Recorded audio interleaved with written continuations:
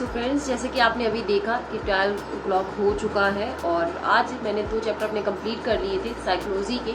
तो आज जो है मैं थर्ड चैप्टर जो है आपका अधिगम और अधिगम अक्षमता इसको करने वाली हूँ क्योंकि ये बुक अच्छी है और मैं इसको फिनिश करके फिर मैं 11th और 12th की जो साइकोलॉजी की बुक है उसको स्टार्ट करूँगी यहाँ पे।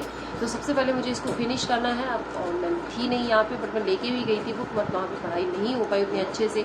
और सॉरी फॉर यस्टरडे क्योंकि कल मैंने वॉइस ओवर नहीं कर पाया था। मुझे आप लोगों को कुछ इन्फॉर्मेशन भी बतानी थी मैथ से रिलेटेड, बट कल मेरा गला आप अभी भी देख रहे हैं अभी भी ख़राब ही है, बट थोड़ा सा ठीक है। कल बिल्कुल भी आवाज़ नहीं आ रही थी, तो इस चक्कर में कल मैंने वॉइस ओवर नहीं किया था, उसके लिए सॉरी।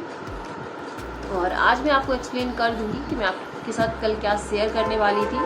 ओके, तो चलिए फिर स्टार्ट करते हैं अपना चैप्टर 3।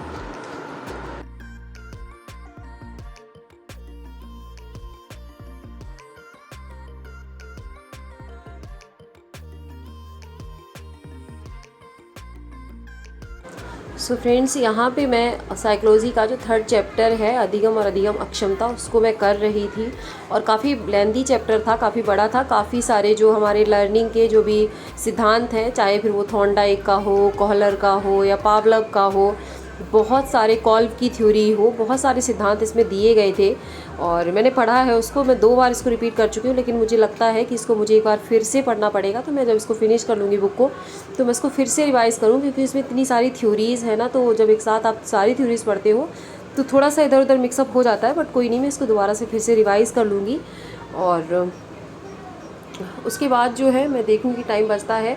तो जो कल मैं आपको बताने वाली थी वो आपको मैथ से रिलेटेड बताने वाली थी। मैं इतना परेशान थी, मुझे नहीं समझ आ रहा था कि मैथ को मैं कैसे करूँ, क्योंकि मैं मैथ पढ़ चुकी हूँ और सारा का सारा मैथ मैं पढ़ चुकी हूँ, उसको दोबारा रिपीट कर रही हूँ, तो वो चीज़ मुझे समझ नहीं आ रही थी। फिर कल मैंने क्या सोचा कि चलो जो प्रीवियस ईयर क्वेश्चन पेपर है उसमें जो क्वेश्चंस आए हुए हैं अगर आपको वो मतलब आ जाएंगे, आप 10 या 15 सेट भी अगर लगा लेते हो तो आप 20 में से 15 नंबर आपके किसी ने भी नहीं रोक पाएगा कोई भी, क्योंकि जब आपको पैटर्न पता चल जाएगा जो भी आपकी वीकनेस है, वहाँ पे जो क्वेश्चन नहीं आ रहा है उसको 2-3 बार खुद से लगाने के लिए ट्राई कीजिए। उसमें जितनी कैलकुलेशन है वो सारी खुद से कीजिएगा तो आपको अच्छे से समझ में आएगा। कल मैंने दिखाया भी था बट कल मैंने वॉइस ओवर नहीं कर पाई थी, इसलिए मैं समझा नहीं पाई आपको। और ये चैप्टर मेरा फिनिश हो गया था, देख पा रहे होंगे इसमें बहुत सारे टॉपिक थे। मतलब सबसे पहले तो अधिगम होता क्या है, अधिगम मतलब किस तरीके से होता है, और अधिगम क्या सभी सीखने को अधिगम कहते हैं, अधिगम का डेवलपमेंट के साथ क्या रिलेशन है। तो इस तरीके से बहुत ही अच्छा चैप्टर था और आप लोगों को अगर पढ़ना हो पहली बात तो ये बुक भी आपको अवेलेबल हो जाएगी अमेज़ॉन या किसी पे भी।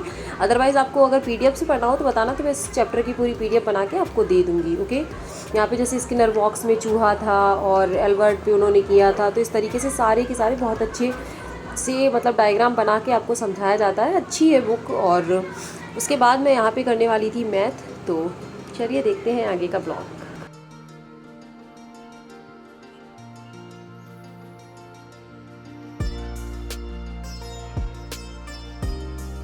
और यहाँ पे मैं सॉल्व कर रही थी मैथ को। तो मैथ के मैं मतलब चैप्टर जो टॉपिक वाइज तो नहीं है, जो प्रीवियस ईयर के क्वेश्चंस हैं मैं उनको कर रही हूँ, उनको मैं पहले लिख लेती हूँ और फिर उसको खुद से सॉल्व कर रही हूँ। जो चीज़ मुझे नहीं समझ आ रही है उसको मैं डिटेल में लिख ले रही हूँ ताकि जब मैं दोबारा इन क्वेश्चंस को देखूँ तो मुझे पता हो कि इस क्वेश्चन को मैंने सॉल्व कैसे किया था। इसी तरीके से मैंने मैथ किया और काफ़ी क्वेश्चन बन भी रहे थे तो अच्छा लग रहा था। उसके बाद ये दीदी की बेटी है और ये आ गई थी मेरे पास क्योंकि उन्हें हॉस्पिटल जाना था, तो वो छोड़ के चली गई इसको। तो ये गुड़िया रानी खेल रही थी, मैंने कहा चलो अब इसके साथ भी पढ़ाई करने की ट्रिक लगाते हैं कोई सी, क्योंकि मेरा मैथ और साइकोलॉजी कंप्लीट हो चुका था। बट मुझे इंग्लिश में जो वोकैब थी उसको फिर से रिवीजन करना था, क्योंकि आपको पता है कि वोकैब को रिवीजन नहीं करोगे तो आप वोकैब को बहुत ही जल्दी भूल जाओगे। तो मैंने इसके लिए भी एक नोटबुक निकाल के रख ली, डायरी थी, और मैंने इसको भी पकड़ा दिया। तो बड़े अच्छे से वीडियो देख रही थी, वो बना भी रही थी, बैठी थी आराम से, खुश हो रही थी बहुत ज़्यादा। तो इसके साथ मैंने अब यहाँ पे कंप्लीट किया था अपनी वोकैब को। आज मैंने पीछे से पढ़ना स्टार्ट करा था क्योंकि मैं आगे से कर लेती हूँ, पीछे वाला छूट जाता है, तो इसलिए आज मैंने बैक साइड से इसको पढ़ना स्टार्ट किया था और पढ़ा मैंने इसको। तो आज का ये ब्लॉग था और मैं बहुत जल्दी कोशिश करूँगी कि अपना मॉर्निंग रूटीन है उसको वापस लाऊँ, बट अभी किसी कारणवश वो नहीं हो पा रहा है। तो कोशिश यही रहनी चाहिए आपकी हमेशा कि अगर आप उस रूटीन को फॉलो नहीं कर पा रहे हो तो कहीं ना कहीं अपने दिन में 2 से 3-4 घंटे ऐसे दो जो आपकी पढ़ाई से आपको कनेक्टेड रखें और आगे चल के आपको ये ना लगे कि हाँ आपका पढ़ाई से रिलेशन ही ख़त्म हो गया है या फिर आपको दिक्कत हो रही है पढ़ने में। तो यही था आज का ब्लॉग, और आप लोग भी अच्छे से तैयारी करते रहिएगा। मुझसे एक दो कमेंट्स भी हैं जिनके मुझे रिप्लाई करने हैं, इसके लिए कौन कौन सी बुक्स हैं क्या हैं। तो मैं सोचती हूँ, देखती हूँ, थोड़ा सा तबीयत ठीक हो जाए उसके बाद वीडियोस वगैरह एक आध डाल दूँगी। वैसे मैंने डाला हुआ भी है कि इसके लिए आप कौन सी बुक्स जो है पढ़ सकते हैं, और अगर आपको लगता है कि आपको फिर से देखना है तो मैं कोशिश करूँगी जल्दी ही आपको उसका वीडियो मिल जाए। ओके, सो बाय बाय, टेक केयर।